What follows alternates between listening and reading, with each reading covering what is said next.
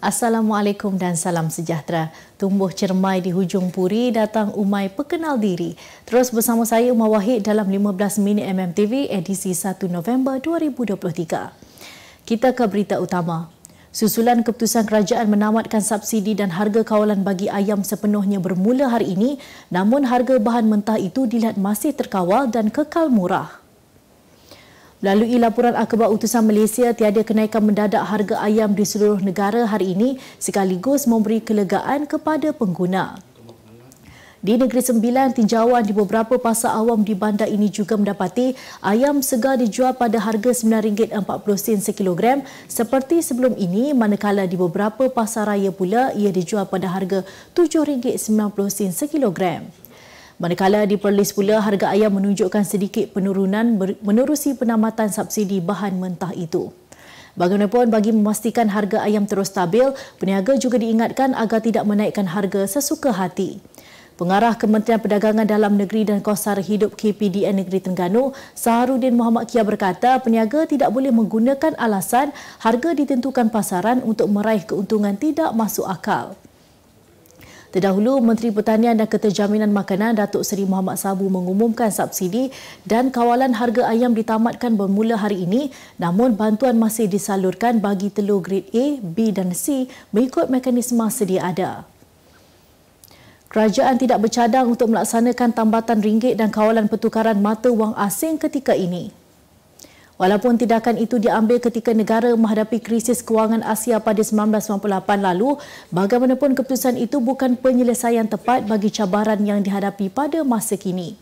Timbalan Menteri Kewangan 2 Steven Sim Chi Kiong berkata, keputusan itu dibuat dengan mengambil kira 3 pertimbangan utama. Malah katanya ekonomi dan sistem kewangan Malaysia berada pada kedudukan yang lebih baik pada masa kini untuk menghadapi turun naik pasaran kewangan global dan pergerakan kadar pertukaran. Jelasnya, sekiranya kerajaan melaksanakan langkah itu, Malaysia akan hilang kebebasan dasar monetari dan perlu mengikut kadar faedah mata wang yang menambat ringgit. Tambahnya lagi, untuk mengekalkan tambatan akan memerlukan rizab antarabangsa yang besar dan jika sebaliknya berlaku, negara terpaksa memperkenalkan kembali langkah kawalan modal untuk mencegah dan mengatasi tekanan spekulatif terhadap ringgit. Kerajaan akan memperkenalkan diskaun khas untuk peniaga menu rahmah bermula esok.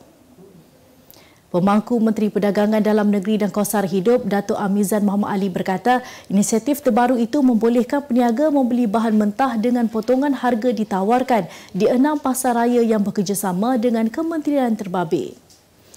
Menawarkan kad tersebut kepada pengusaha kafe dan restoran, jelasnya ia sebagai insentif kepada mereka yang menyokong usaha kerajaan melalui menu rahmah selama ini.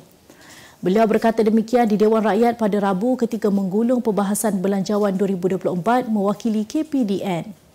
Inisiatif menu rahmah dilancarkan oleh bekas Menteri KPDN Allahyarham Datuk Seri Salahuddin Ayub pada 31 Januari tahun ini. Ia bagi membantu mengurangkan beban hidup rakyat, terutamanya golongan kurang berkemampuan. Jabatan Peguam Negara AGC hari ini menolak representasi yang dikemukakan oleh peguam yang mewakili anak seorang bekas menteri bagi menggugurkan pertuduhan penyelewengan berkaitan minyak masak bersubsidi tahun lalu.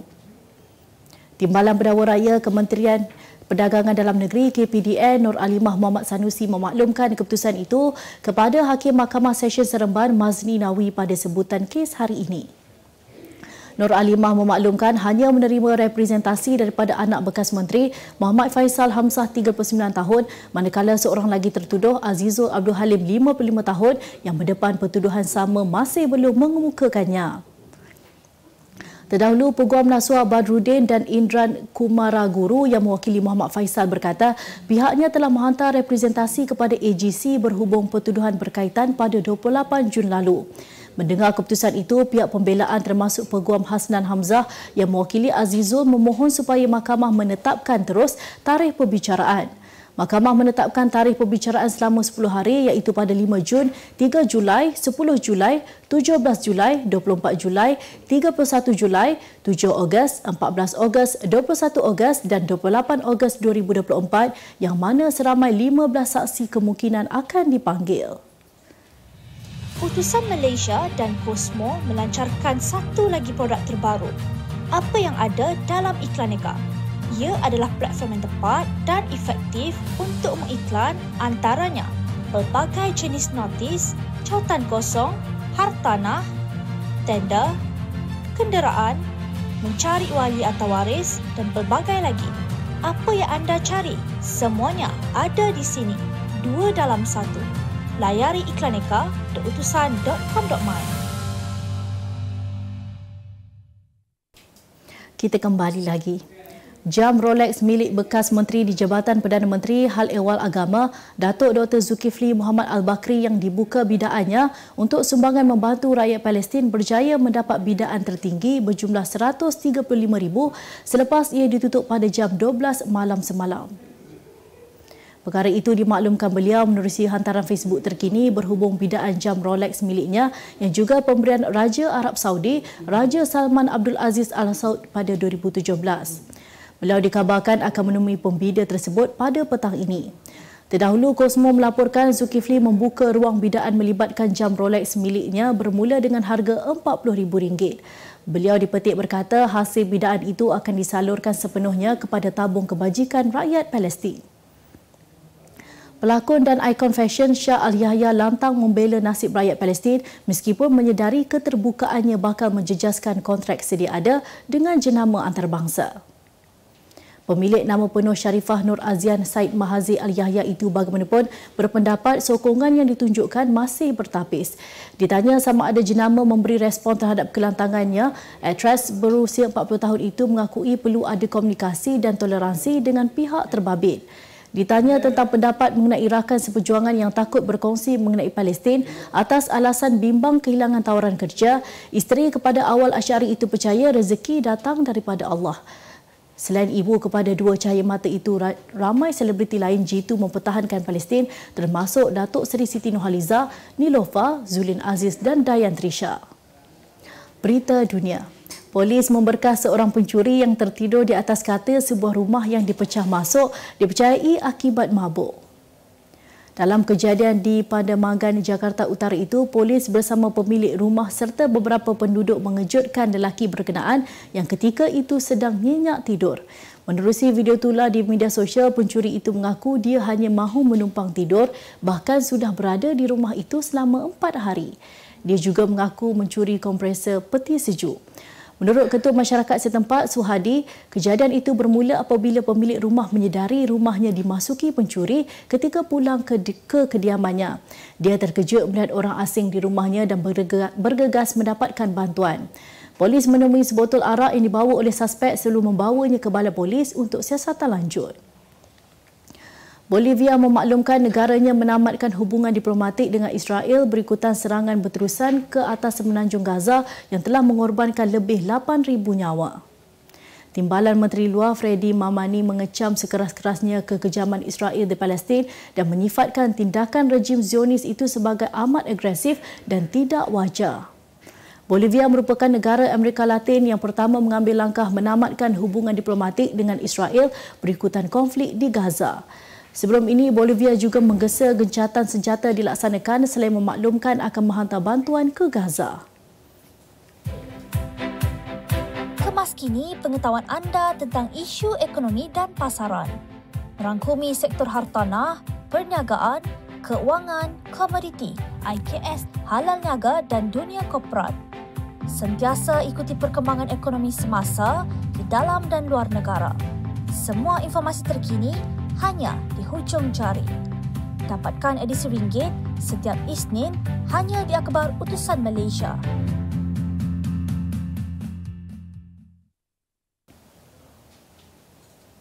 Segmen Halal Niaga minggu ini.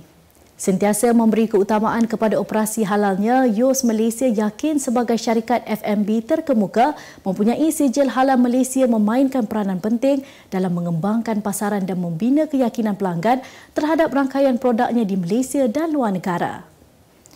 Menurut Pengurus Kanan Pematuhan Halal Yos, Razana Mak Saad, melalui sistem yang komprehensif dan efektif, peraturan halal yang ketat yang ditetapkan Jabatan Kemajuan Islam Malaysia JAKIM sentiasa dipatuhi di seluruh premis dan produk Yos.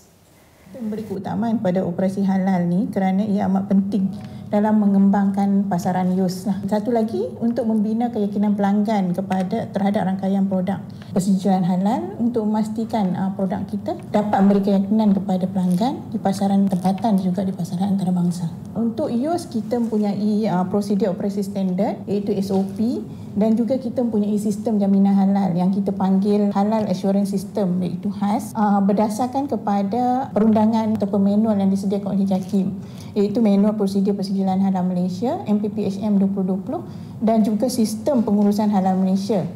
Selain dari itu, kita juga mempunyai halal team yang dilatih di bawah Majlis Profesional Halal JAKIM, yang mana mereka ini bertanggungjawab untuk memantau dan memastikan keseluruhan perjalanan sistem halal syarikat seperti audit, internal dan external audit lah.